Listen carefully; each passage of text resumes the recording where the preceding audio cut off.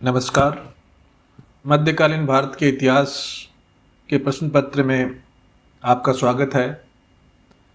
पिछले चैप्टर में हमने भारत पर तुर्की आक्रमण एवं राजपूत प्रतिरोध के भाग प्रथम में यह जाना कि तुर्क कौन थे और प्रारंभिक तुर्क आक्रमणकारी जिसमें महमूद गजनवी उल्लेखनीय है, उसका जीवन और किस प्रकार से उसने गजनी की गद्दी पर अधिकार किया था, उसके बारे में हमने अध्ययन किया था। आज हम महमूद गजनवी के भारत पर किए गए महत्वपूर्ण आक्रमणों के बारे में अध्ययन करेंगे। तो आइए जानने की कोशिश करते हैं कि महमूद गजनवी ने भारत पर कौन कौन से आक्रमण किए। महमूद गजनवी ने भारत पर अनेक आक्रमण किए। कितने आक्रमण किए, इनकी संख्या कितनी थी, इसके विषय में विद्वानों में मतभेद रहा है, परंतु अधिकतर विद्वान हेनरी इलियट के मत को स्वीकार करते हैं और हेनरी इलियट का कहना था कि भारत पर महमूद गजनवी ने 17 बार आक्रमण किए थे। हम महमूद गजनवी के आक्रमणों की संख्या के ऊपर विशेष बल नहीं देते हुए ये मान लेते हैं हेनरी इलियट के मत को कि भारत पर उसने 17 बार आक्रमण किए थे, और अगर प्रतियोगी परीक्षाओं में पूछा जाता है तो भी हम उसका उत्तर यही देते हैं कि भारत पर महमूद गजनवी ने 17 बार आक्रमण किए थे। हम यहाँ भारत पर महमूद गजनवी के किए गए महत्वपूर्ण आक्रमणों का अध्ययन करेंगे।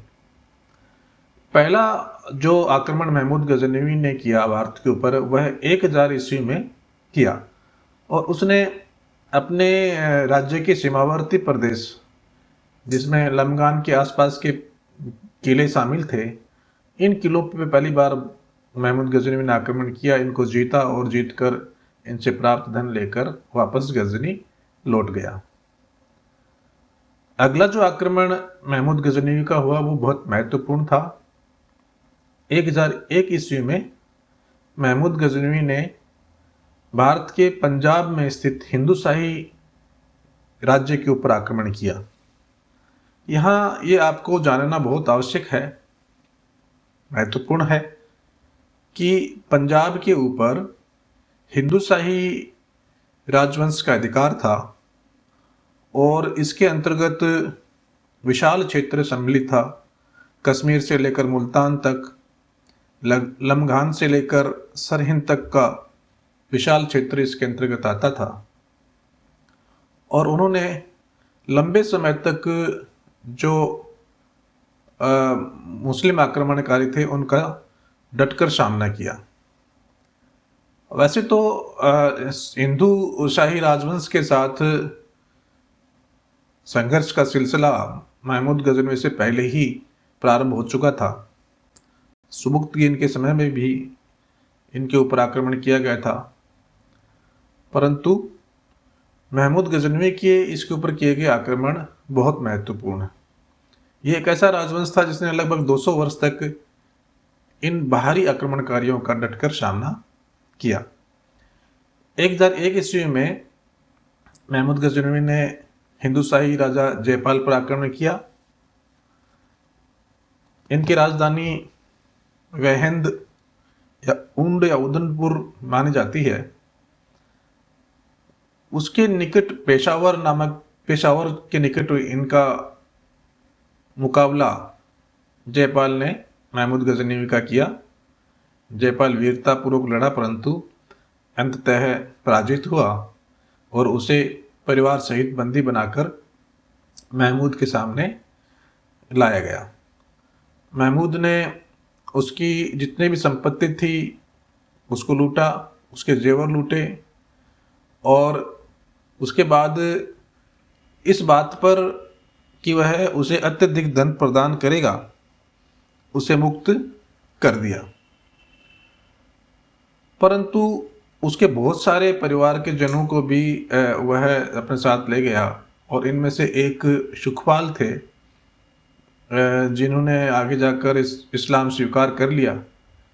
और इस प्रकार अपमानित जयपाल को गद्दी तो वापस छोड़ दी, परंतु महमूद गजनवी के इस प्रकार के व्यवहार से जयपाल अत्यधिक अपमानित हुआ और उसने आत्मग्लानि में आकर अपने पुत्र आनंदपाल के पक्ष में गद्दी छोड़ दी और खुद ने अग्नि चिता में जलाकर अपने आप को समाप्त कर लिया।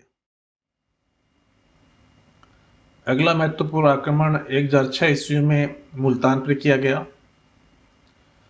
मुल्तान में उस समय करमाती संप्रदाय के मतावलंबी फतेह दाऊद का शासन था और करमाती अपने आप में शिया धर्म के मानने वाले थे। हम सब जानते हैं कि इस्लाम में दो बहुत प्रमुख मत हैं, शिया और सुन्नी। तो फतेह दाऊद शिया धर्म को मानने वाला था, जबकि महमूद गजनवी कट्टर सुन्नी मुसलमान था। महमूद गजनवी ने 1006 में मुल्तान के ऊपर आक्रमण किया। आक्रमण करने से पहले उसने रास्ते में पड़ने वाले भेरा पर भी आक्रमण किया। भेरा जो उस समय आनंदपाल के अधिकार में आता था, शाही वंश के अधिकार में था, इसके ऊपर आक्रमण करके आनंदपाल ने इसे बचाने का बड़ा प्रयास किया, परंतु अंततः आनंदपाल असफल हुआ। महमूद गजनवी आगे बढ़ा और आगे बढ़कर उसने मुल्तान पर आक्रमण किया। फतेह दाऊद पराजित हो गया। पराजित होने के बाद में मुल्तान के ऊपर महमूद गजनवी का अधिकार हो गया। महमूद गजनवी ने मुल्तान को जीतकर जयपाल का एक नाती था सुखपाल, जैसे कि पिछली स्लाइड में हमने चर्चा की थी, उसने इस्लाम स्वीकार कर लिया था और वह इस्लाम स्वीकार करने के बाद में नौशा शाह के नाम से जाना जाता था, उसको मुल्तान सौंप दिया। परंतु संभवतः सुखपाल इस्लाम स्वीकार करने से खुश नहीं था और जैसे ही उसको अवसर मिला उसने महमूद के खिलाफ विद्रोह कर दिया। फलतः 1008 ईस्वी में महमूद को वापस मुल्तान के ऊपर आक्रमण करना पड़ा और मुल्तान को विजयी करके सुखपाल और फतेह दाऊद दोनों को कैद करके अपने साथ ले गए और मुल्तान को अपने राज्य में मिला लिया। 1008 ईस्वी में महमूद का आक्रमण आनंदपाल पे हुआ, जो शाही वंश के राजा थे, जयपाल का उत्तराधिकारी थे। आनंदपाल को ये पता था कि महमूद गजनवी का फिर से उसके ऊपर आक्रमण होना आवश्यक है, क्योंकि पंजाब की जो भौगोलिक स्थिति थी वह भौगोलिक स्थिति महमूद गजनवी को भारत पर आक्रमण करने के बीच में पड़ती थी। इसलिए पंजाब के ऊपर लगातार आक्रमण करके उसके ऊपर प्रभाव स्थापित करना महमूद गजनवी के लिए जरूरी था। इस बात को आनंदपाल भी जानता था। इसलिए आनंदपाल ने भारत में स्थित कई राज्यों से सहायता प्राप्त करने का प्रयास किया और उसने अजमेर, दिल्ली, उज्जैन, ग्वालियर, कन्नौज और कालिंजर के राजाओं से सहायता मांगी। उसे सैनिक सहायता प्राप्त भी हुई और इन राजाओं की सेनाओं को लेकर उसने विशाल सेना इकट्ठी की और महमूद गजनवी से उसने लड़ने के लिए प्रस्थान किया। वह हिंद जो शाही राजवंश की राजधानी थी उसके नज़दीक युद्ध हुआ और युद्ध में आनंदपाल ने बड़ी वीरता के साथ उसका महमूद गजनवी का सामना किया और माना जाता है कि लगभग आनंदपाल विजयी होने ही वाला था कि अचानक से जिस हाथी के ऊपर आनंदपाल बैठा हुआ था वो हाथी बिगड़ गया और वह भाग खड़ा हुआ। राजा के भाग खड़े होने से उसकी सेना तितर बितर हो गई और इस प्रकार एक जीती हुई बाजी आनंदपाल हार गया और वहाँ से वह मैदान छोड़कर उसकी सेना भाग गई। महमूद गजनवी ने भागती हुई आनंदपाल की सेना का पीछा किया और इस पीछा करते करते वह कांगड़ा के निकट स्थित नगरकोट के किले तक पहुंच गया। इसने नगरकोट के किले के ऊपर आक्रमण किया और उसमें स्थित एक बहुत ही प्रसिद्ध मंदिर उसको उसने लूटा। माना जाता है कि वह मंदिर इतना, नगरकोट का मंदिर इतना धनवान था कि उससे उसे महमूद को बहुत ज़्यादा संपत्ति प्राप्त हुई। अगर हम महमूद गजनवी के दरबारी इतिहासकार उतबी का कथन को स्वीकार करें तो उसने लिखा है उतबी ने कि महमूद गजनवी ने 7 लाख सोने की दिनार एक प्रकार की मुद्रा थी, जैसे आजकल भारत की मुद्रा रुपया है। 7 लाख सोने की दिनार, 700 मण सोने और चांदी के बर्तन। यहाँ इस देखिएगा 700 मण, इसके अलावा 2000 मण अशोधित चांदी, अर्थात 2000 मण कच्ची चांदी जिसको शुद्ध नहीं किया गया था वो भी अपने साथ ले गया। 20 मण जेवर अपने साथ ले गया। इसके अलावा कहा जाता है कि 30 गज लंबा और 15 गज चौड़ा एक चांदी का घर था। संभवतः कोई ये शामियाना जैसा होगा जिसके ऊपर कोई चांदी कोटिंग या कुछ की गई होगी, उसको भी लूट लिया उसने। और इस प्रकार इस नगरकोट की आक्रमण से उसे बहुत ज़्यादा धन संपदा प्राप्त हुई, जिसको लूट कर वह वापस गजनी लौट गया। 1011-12 में महमूद गजनी ने थानेश्वर पर आक्रमण किया। कुछ विद्वान मानते हैं कि आक्रमण 1014 में हुआ था। थानेश्वर पर आक्रमण करने के लिए जब महमूद गजनवी जा रहा था तो रास्ते में डेरा के राजा राम ने उसे रोकने का प्रयास किया, परंतु वह परास्त हुआ। महमूद गजनवी का प्रभाव उस समय तक इतना स्थापित हो चुका था कि थानेश्वर के राजा ने बिना लड़े ही युद्ध मैदान को छोड़कर भाग गया और महमूद ने थानेश्वर पर आक्रमण किया। महमूद का थानेश्वर पर आक्रमण करने का मुख्य उद्देश्य वहाँ स्थित एक प्रसिद्ध मंदिर से धन प्राप्त करना था। महमूद का ये पक्का विश्वास था कि भारत के जो मंदिर हैं वो बहुत धनी हैं और वहाँ पर अत्यधिक धन संपदा रहती है, इकट्ठी रहती है। एक प्रकार से वो धन के भंडार हैं। वहाँ पर एक चक्र स्वामी मंदिर था थानेश्वर में, उसको लूटने का उसका उद्देश्य था।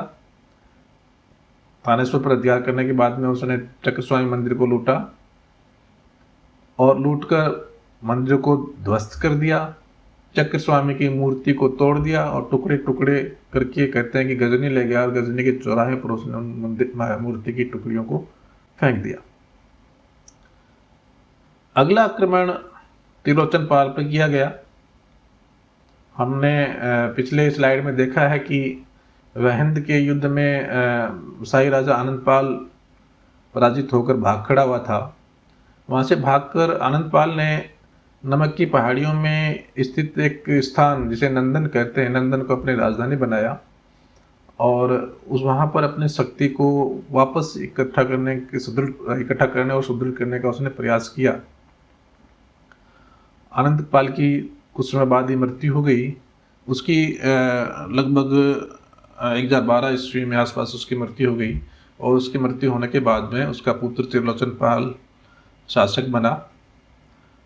त्रिलोचन पाल को कुचलने के लिए महमूद गजनवी ने 1014 ईस्वी में नंदन पर आक्रमण किया। जैसे ही त्रिलोचन पाल को महमूद गजनवी के आगमन का पता चला, उसने अपनी जो राज्य की जिम्मेदारी थी वो अपने पुत्र भीमपाल को सौंप दी और स्वयं कश्मीर से सहायता लेने के लिए कश्मीर चला गया। महमूद ने भीमपाल को पराजित किया, नंदन के ऊपर अधिकार कर लिया और वापस लौटते समय उसका सामना त्रिलोचन पाल और कश्मीर की संयुक्त सेना के साथ भी हुआ, परंतु इसके ऊपर भी उसने अधिकार और इसको भी उन्होंने पराजित करने में सफलता प्राप्त की। जैसा उसका चरित्र था, उसने नंदन को लूटा, रास्ते में जितने भी स्थान पड़े उनको लूटे और लूटकर वापस लौट गया। यहाँ पर कश्मीर की सेना ने त्रिलोचन पाल का साथ दिया था, परंतु उसने उस समय कश्मीर को छेड़ना उचित नहीं समझा। परंतु चूंकि कश्मीर की सेना ने उसका साथ दिया था त्रिलोचन पाल का, इसलिए कश्मीर के ऊपर महमूद गजनवी ने आक्रमण किया 1015-16 ईस्वी में। परंतु कश्मीर की जो भौगोलिक स्थिति थी बड़ी ही दुर्गम थी। कहते हैं कि कश्मीर के दर्रे में स्थित लोहकोट के किले को, जो कश्मीर से पहले रास्ते में पड़ता था, उसको जीतने के लिए महमूद ने घेरा डाला, परंतु कड़ी मेहनत करने के बावजूद भी वह लोहकोट के किले को जीत नहीं सका और उसे घेरा उठाकर वापस लौटना पड़ा। यह पहला ऐसा आक्रमण था महमूद गजनवी का जिसमें उसे सफलता प्राप्त नहीं हुई। कश्मीर पे पुनः अधिकार करने के लिए 1021 ईस्वी में उसने फिर से आक्रमण किया, परंतु इसमें भी वह सफल नहीं हुआ। और इस प्रकार कश्मीर वह राज्य था जिसको जीतने के लिए महमूद गजनवी ने 2 बार प्रयास तो किए, परंतु वह उसे जीतने में असफल रहा। 1018 ईस्वी में महमूद गजनवी का आक्रमण मथुरा पर हुआ। उसने गजनी से प्रस्थान करके रास्ते में पड़ने वाले बुलंदशहर, जो उस समय बैरन के नाम से जाना जाता था, और महाबन के किलों को जीता और मथुरा के ऊपर आक्रमण किया। मथुरा उस समय बहुत ही समृद्ध शहर माना जाता था।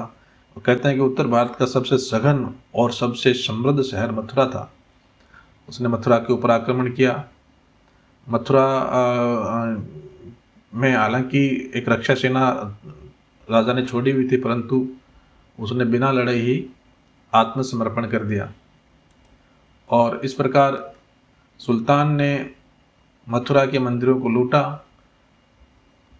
कहा जाता है कि बड़ी संख्या में उसने मंदिरों को तोड़ा और उनसे जितना भी धन प्राप्त हो सकता था सारा धन लूटा। मथुरा के कोने कोने को उसने लूटा और पूरे मथुरा को उसने तहस नहस करके मिट्टी में मिला दिया। तो जो समृद्ध मथुरा था उसको उसने एक ही आक्रमण में नष्ट करके मिट्टी में। मथुरा के ऊपर आक्रमण करने के बाद महमूद कन्नौज की ओर बढ़ा। कन्नौज पर उस समय प्रतिहार शासक राज्यपाल का शासन था।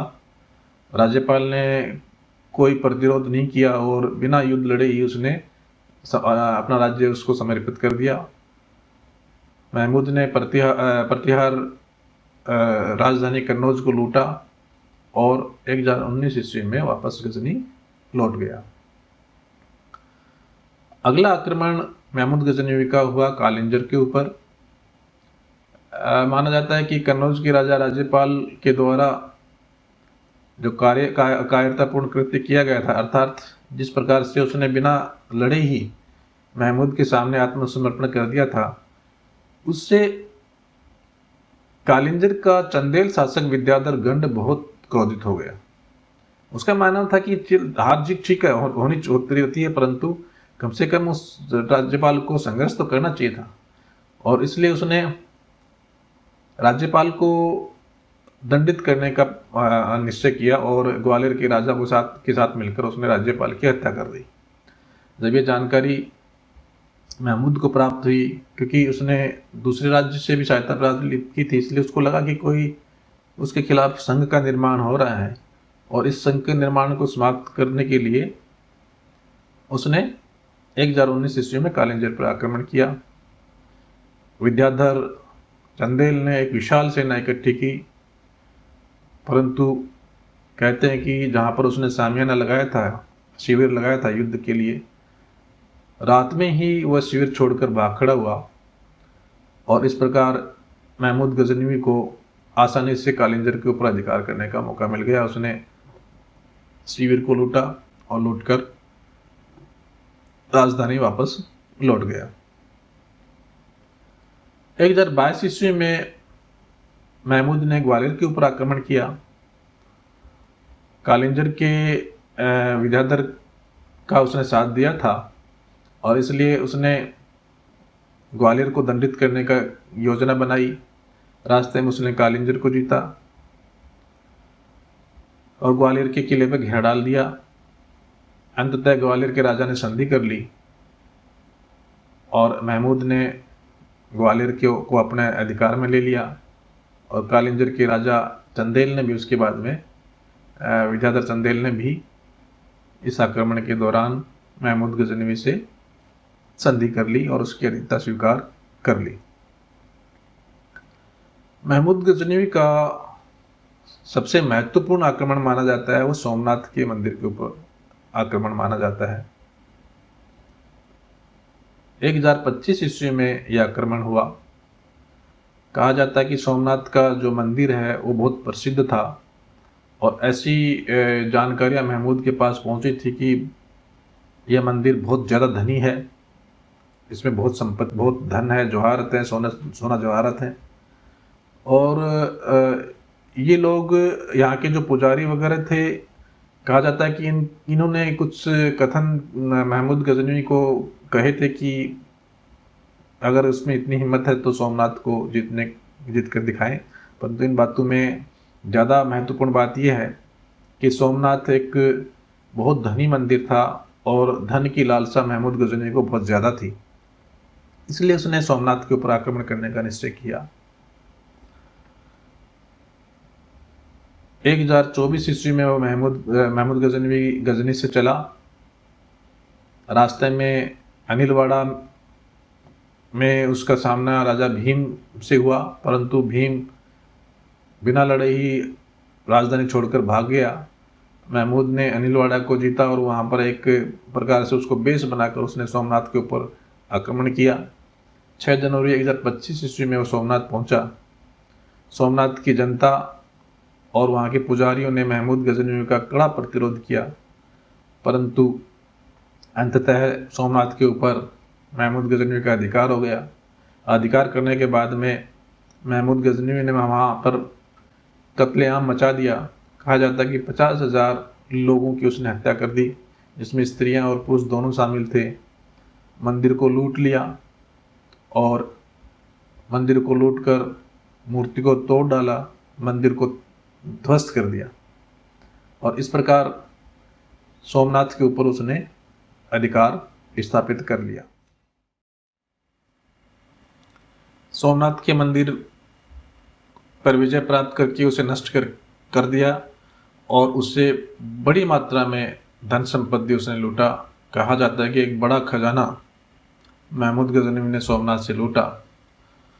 ये माना जाता है कि 2 करोड़ दिनार से अधिक की कीमत की संपत्ति उसने वहाँ से लूटी। इब्नुल असीर नामक विद्वान उसने यह कहा है और उसने जितनी भी संपत्ति थी वो सारी संपत्ति ऊँटों और घोड़ों पे, गधों पे लाद कर वो वापस गजनी की तरफ लौटा, परंतु उसकी वापसी बड़ी कष्टकारक रही। रास्ते में उसे सिंध के जाटों ने बड़ा कष्ट दिया। उन्होंने लौटती सेना के ऊपर आक्रमण किया और बहुत सारा सामान और धन उसका लूट लिया, परंतु अनेक कष्ट सहने के बावजूद भी 1026 ईस्वी में महमूद गजनवी अपनी राजधानी गजनी पहुंचने में सफल रहा। महमूद गजनवी का अंतिम आक्रमण 1027 ईस्वी में नमक की पहाड़ी पर स्थित सिंध के जाटों पर हुआ। हमने देखा कि सोमनाथ के ऊपर आक्रमण करके जब महमूद गजनवी लौट रहा था, तब इन जाटों ने उसकी सेना के ऊपर आक्रमण किया था और उसका बहुत सारा सामान धन लूट लिया था। इसलिए उनको सबक सिखाने के लिए महमूद गजनवी ने इन जाटों के ऊपर आक्रमण किया और युद्ध में जाटों को पराजित किया और बड़ी संख्या में जाटों की हत्या कर दी और उनसे प्राप्त लूट का सामान लेकर वापस लौट गया। इस प्रकार 1000 ईस्वी से लेकर 1027 ईस्वी तक महमूद गजनवी ने अनेक बार भारत के ऊपर आक्रमण किया। जैसा सर्वमान्य मत है कि उसने 17 बार आक्रमण किया और इन आक्रमणों से उसने यहाँ की धन संपत्ति को नष्ट किया, लूट लिया। यहाँ के मंदिर जो स्थापत्य के एक उत्कृष्ट उदाहरण थे, उनको मिट्टी में मिला दिया, परंतु इन सब के बावजूद उसने यहाँ पर राज्य स्थापित करने का प्रयास नहीं किया और 1030 ईस्वी में महमूद गजनवी की मृत्यु हो गई। विद्वानों में विमर्श का विषय रहता है कि आखिर महमूद गजनवी ने भारत पर आक्रमण क्यों किया, अर्थात महमूद गजनवी के भारत पर आक्रमण करने के मुख्य उद्देश्य क्या थे। चूँकि हमें ये स्पष्ट है कि उसने भारत के ऊपर अनेक आक्रमण किए। आक्रमण करने के बाद उसने वहाँ का जितना धन संपत्ति थी उसको लूटा, लोगों की हत्याएं की, कत्लेआम मचाया, परंतु वह वहाँ पर अधिक समय तक रुका नहीं, वापस अपनी राजधानी गजनी लौट गया। इसलिए हम कह सकते हैं कि उसका उद्देश्य भारत में साम्राज्य विस्तार या साम्राज्य स्थापना नहीं था। अगर साम्राज्य विस्तार का उसका उद्देश्य होता तो यहाँ पर अपनी सेना छोड़ता या इनके प्रदेशों को अपने अधिकार में करने का प्रयास करता, पंजाब को छोड़कर बाकी किसी भी प्रदेश को उसने अपने साम्राज्य में शामिल नहीं किया, और संभवतः पंजाब उसकी सीमा के ऊपर था, और इसलिए भारत पर आक्रमण करने के लिए एक आसान रास्ता पंजाब से होकर उसे मिल जाए बिना प्रतिरोध के, इसलिए उसे अपने राज्य में मिलाना उसके लिए आवश्यक हो गया होगा। बाकी उसने किसी भी राज्य को जीतकर अपने राज्य में मिलाने का प्रयास उसने नहीं किया। तो और क्या उद्देश्य हो सकता है?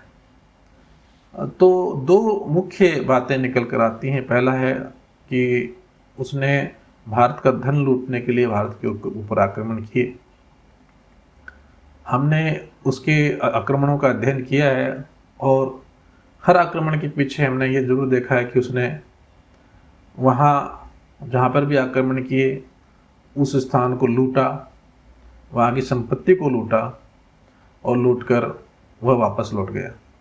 तो इसलिए धन की लूट बहुत ज़रूरी थी उसके लिए, और ये माना जाता है कि पश्चिम एशिया में गजनी के आसपास के क्षेत्रों के विस्तार के लिए उसको धन की अत्यधिक जरूरत थी, और इसलिए उसने उस धन की पूर्ति बाहर से धन लूट कर की। तो अधिकतर विद्वान ये मानते हैं कि भारत पर आक्रमण करने का उसका प्रधान लक्ष्य था भारत से अत्यधिक धन की लूट। एक अन्य विचार ये भी दिया जाता है कि उसका भारत पर आक्रमण करने का उद्देश्य इस्लाम का प्रचार करना था। उसके दरबारी इतिहासकार उत्बी ने अपनी किताब तारीख ए यामिनी में बहुत सारे ऐसे कथन दिए हैं जिससे इस बात को बल मिलता है कि भारत पर महमूद गजनवी के आक्रमण करने का एक उद्देश्य इस्लाम का प्रसार था।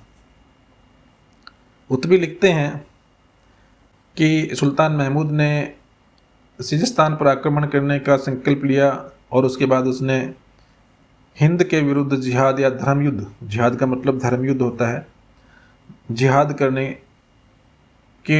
ज़्यादा अच्छा समझा, ज़्यादा उचित समझा। और उत्बी ने और बहुत सारे स्टेटमेंट अपने इस किताब में दिए, उनसे लगता है कि उसने भारत में इस्लाम का प्रसार करने का भी एक लक्ष्य रखा था धन की लूट के साथ साथ। तो हम कह सकते हैं कि महमूद गजनवी का भारत पर आक्रमण करने का प्रधान लक्ष्य तो धन की लूट था, परंतु इसके साथ साथ कहीं न कहीं उसके दिमाग में इस्लाम का प्रसार भी था, क्योंकि उसने भारत में जो धर्म के प्रतीक थे मंदिर, उन मंदिरों को केवल लूटा ही नहीं, उनको नष्ट भी किया। अगर महमूद गजनवी का मुख्य उद्देश्य केवल धन लूट था तो वह इन धार्मिक प्रतीकों को नष्ट नहीं करता, परंतु उसने बड़ी संख्या में मंदिरों को नष्ट किया। चक्रस्वामी मंदिर की मूर्ति को तोड़ दिया, मंदिर को तोड़ दिया। मथुरा में अनेक मंदिरों को लूटा, नष्ट कर दिया। थानेश्वर में के अलावा नगरकोट के मंदिर को लूटा, सोमनाथ के मंदिर को लूटा और नष्ट कर दिया, और उसकी मूर्ति के टुकड़े टुकड़े कर दिए। चक्रस्वामी मंदिर की मूर्ति को टुकड़े टुकड़े करने के बावजूद वह उसे गजनी ले गया और उसको चौराहे फेंक दिया। ये कहीं न कहीं हमें उसके हिंदू धर्म के प्रति नफरत और इस्लाम के प्रचार का कहीं न कहीं इस्लाम के महत्व को स्थापित करने का कहीं न कहीं नज़रिया दिखाई देता है। तो निष्कर्ष रूप में हम कह सकते हैं कि धन की लूट उसका मुख्य उद्देश्य था, और इसके अलावा इस्लाम का प्रचार करना भी वह चाहता था। एक और प्रश्न ये उठता है कि महमूद गजनवी ने जो भारत पर जो आक्रमण किए, उन आक्रमणों का क्या प्रभाव पड़ा भारत के ऊपर। कुछ विद्वान मानते हैं कि महमूद गजनवी ने भारत के ऊपर आक्रमण किए, लूटा और लूटकर वापस चला गया, इसलिए राजनीतिक रूप से उसका कोई विशेष प्रभाव भारत के ऊपर नहीं पड़ा। हम कुछ बिंदुओं के तहत उनका अध्ययन कर सकते हैं कि भारत के ऊपर उसका क्या प्रभाव पड़ा। पहला, अतुल संपत्ति की लूट। जैसा कि हमने पिछली स्लाइड्स में देखा है, भारत के ऊपर आक्रमण करके उसने बड़ी मात्रा में भारत की धन संपत्ति को लूटा और लूटकर गजनी ले गया। इतना ज़्यादा धन उसने लूटा था कि उसका कोई तुलना नहीं है, उसको कूदा नहीं जा सकता। अकूत धन संपत्ति उसने लूटी, और उससे भारत गरीब हुआ, भारत की संपदा कम हुई, दूसरा महत्वपूर्ण काम उसने ये किया कि उसने भारत के नगरों को लूटने के साथ साथ नष्ट भी किया, भारत के मंदिरों को नष्ट किया। मंदिर भारतीय स्थापत्य के बहुत ही उत्कृष्ट उदाहरण थे। उन मंदिरों को नष्ट करके भारतीय स्थापत्य कला को नष्ट करने का उसने प्रयास किया, जो भारत के लिए बहुत हानिकारक सिद्ध हुए। एक महत्वपूर्ण प्रभाव ये पड़ा कि पंजाब को उसने जीत कर अपने राज्य में मिला लिया था। पंजाब में सैकड़ों वर्षों से हिंदूशाही राजवंश का अधिकार था और एक प्रकार से इस्लाम के प्रसार को रोकने में पंजाब एक बहुत बड़ी बाधा था। परंतु महमूद गजनवी ने उस हिंदूशाही राजवंश को समाप्त कर दिया और वहाँ उस पंजाब को अपने राज्य में मिला लिया। इससे पंजाब में इस्लाम का प्रचार प्रसार बहुत ज़्यादा हो गया और एक प्रकार से इस्लाम स्थायी रूप से वहाँ पर ठहर गया, जो आगे जाकर इस्लाम के प्रचार के लिए बहुत महत्वपूर्ण सिद्ध हुआ। तो इस प्रकार हम महमूद गजनवी के भारत के ऊपर किए गए आक्रमणों और उनके प्रभावों का अध्ययन कर सकते हैं। कई बार परीक्षाओं में महमूद गजनवी के कुछ विद्वानों के बारे में भी प्रश्न पूछा जाता है। महमूद गजनवी के समय के कुछ प्रमुख विद्वानों का हम यहाँ थोड़ा सा अध्ययन कर लेते हैं। उतबी एक बड़ा प्रसिद्ध विद्वान था महमूद गजनवी के समय और उसे शाही इतिहासकार का दर्जा प्राप्त था। उसने एक पुस्तक लिखी है किताबुल यामिनी, यानी यामिनी वंश का किताब, यानी उसने किताब लिखी है और इसमें यामिनी वंश का उसने पूरा इतिहास दिया है उतबी। और महमूद गजनवी के आक्रमणों को जानने के लिए किताबुल यामिनी एक बहुत महत्वपूर्ण स्रोत है। फिरदौसी एक और अन्य महत्वपूर्ण विद्वान था। उसने एक पुस्तक लिखी जिसका नाम था शाहनामा और कहा जाता है कि इस पुस्तक को लिखने के लिए महमूद ने फिरदौसी के साथ एक ये निश्चय लिया था कि वह एक पुस्तक लिखने के बाद उसे 60,000 मिस्किल फिरदौसी को देगा। अल-बुरूनी एक और अन्य महत्वपूर्ण विद्वान था जिसका उल्लेख हमने पीछे स्रोतों के अंतर्गत किया है। अल-बुरूनी बहुत बड़ा विद्वान था, फारसी और संस्कृत का बहुत अच्छा जानकार था और उसने भारत के ऊपर जो कुछ देखा, भारत की कला संस्कृति समाज के ऊपर बड़ा विस्तृत विवरण उसने अपनी पुस्तक में लिखा है जिसका नाम है किताबुल हिंद। तो ये जो तीनों विद्वान थे, उतबी, फिरदौसी और अल-बुरूनी, ये बड़े विख्यात विद्वान थे और ये तीनों भारत में महमूद गजनवी के साथ आए थे। इसके अलावा कुछ अन्य विद्वान भी थे उसके दरबार में, जिसमें सर्वाधिक महत्वपूर्ण है बैहाकी। इसने एक किताब लिखी है तारीख ए सुबक्तगीन और हेनरी इलियट ने इसे पूर्व का पेपियस कहा है। इसके साथ ही फैराबी था जो बहुत बड़ा दार्शनिक माना जाता है, उजरी था जो कवि था और उसे राज्य कवि का दर्जा प्राप्त था, और तुस्से भी था। तो इस प्रकार एक ये भी कई बार क्वेश्चन पूछा जाता है कि महमूद गजनवी ने दो महत्वपूर्ण हिंदुओं को भी उच्च पद पर रखा, वो कौन कौन थे? तो सेवद राय और तिलक माना जाता है कि दो ऐसे हिंदू थे जिन्हें महमूद गजनवी ने अच्छे पद प्रदान किए। तो इस प्रकार महमूद गजनवी के भारत के ऊपर आक्रमणों का अध्ययन यहाँ समाप्त होता है। आशा है ये है अध्याय आपके लिए ज्ञानवर्धक रहा होगा। अगले अध्याय में हम नए विषय के ऊपर अध्ययन करेंगे। धन्यवाद।